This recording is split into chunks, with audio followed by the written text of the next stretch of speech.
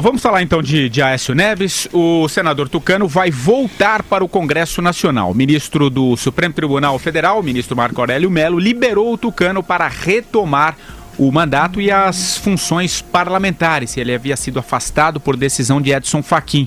O magistrado ainda negou o pedido de prisão da Procuradoria-Geral da República contra Aécio, baseado nas delações da JBS. O presidente da Casa, Eunício Oliveira, foi notificado da determinação do Supremo e Aécio já pode retornar ao trabalho. Em nota, agora à tarde, o tucano disse que recebeu a decisão de Marco Aurélio Mello com serenidade e ainda ressaltou que sempre confiou na justiça. Vale ressaltar, que na decisão, o ministro Marco Aurélio Mello disse que Aécio tem uma carreira política elogiável.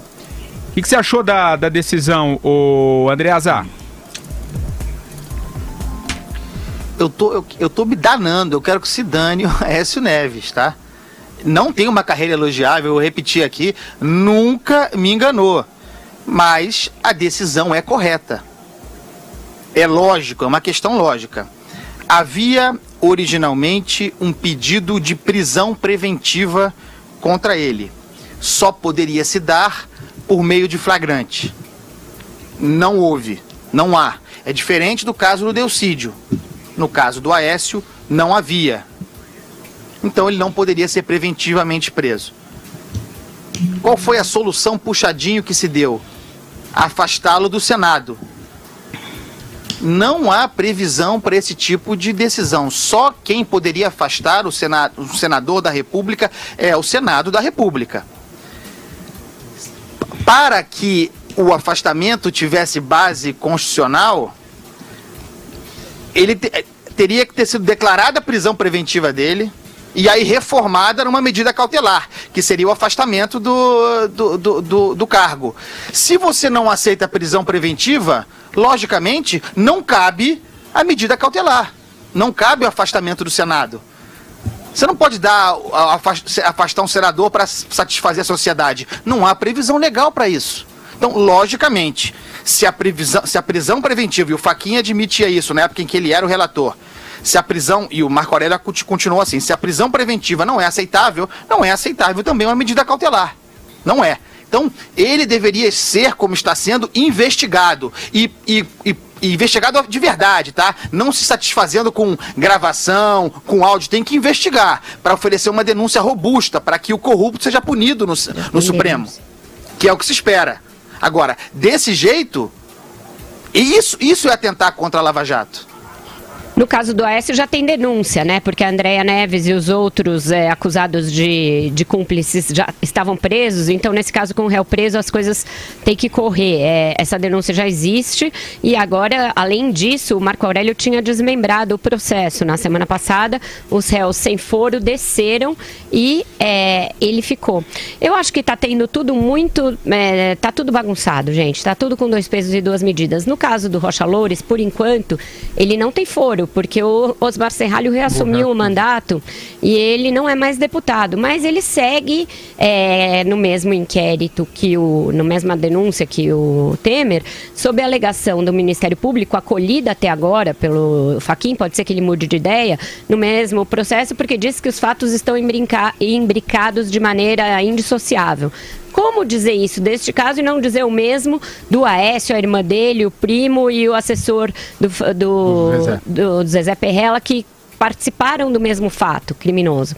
Então está tudo muito bagunçado. Eu acho que o Supremo está dando a cara a tapa e está, sim, colhendo muita desconfiança da sociedade pelas suas últimas atitudes. Elas são todas juridicamente corretas? Elas podem ser, mas eu acho que a Suprema Corte do Brasil, diante do principal caso de corrupção da história do país, que envolve as principais figuras políticas do país, que envolve todos os partidos, todas as lideranças, tem de ter uma atitude coesa, sob pena de ninguém entender nada. Ninguém é especialista em direito no Brasil, nem todo mundo, para entender qual é a diferença do Rocha Loures e do Aécio, do Delcídio e do Aécio. O Supremo tem de ser claro nesse caso, tem que dar a diretriz, tem que dar o norte de uma maneira una, coesa, coerente e que não cheire a pizza. Tá tudo muito bagunçado, tanto que acho que tá ficando claro isso, que a Carmen Lúcia veio hoje a público também para dizer que as coisas não vão ficar sem punição e tal. Eu acho que o Supremo está se enrolando nesse caso. Madu? Você tá cobrando muito do Supremo, Vera. As suas cobranças são perfeitas, mas é areia demais para o caminhãozinho do Supremo Tribunal Federal. Pedir principalmente coerência e coesão, nossa senhora, coesão principalmente. O Supremo realmente teria até um papel, digamos, pedagógico, né? Nas suas sentenças, nas suas decisões, para esclarecer a sociedade brasileira, né, que não só é vítima dessa história toda, está preocupada com o desenlace dessa história toda e quer entender o que está acontecendo. Agora, com relação, né, ao que o Marco Aurélio Mello falou do Aécio, é muito coerente com a própria história do Marco Aurélio Mello. Quer dizer, o Marco Aurélio Mello, o Aécio, tudo a mesma coisa. O Aécio, politicamente, ele acabou.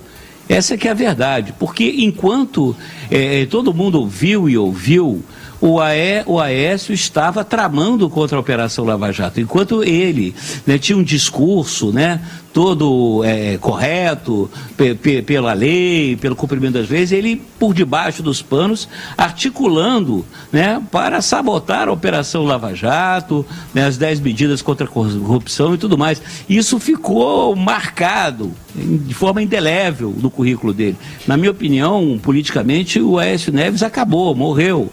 It's over. Né? E o Marco Aurélio Mello, ao ressaltar, né, onde eu não sei se ele já foi presidente do Congresso, quer dizer, presidente da Câmara dos Deputados, essa coisa. O Aécio teve realmente um currículo que ele transformou em folha corrida. Esse aqui é o problema, né? É lamentável como ele jogou pela janela a reputação dele. É impressionante como o Marco Aurélio Mello não se dá conta disso.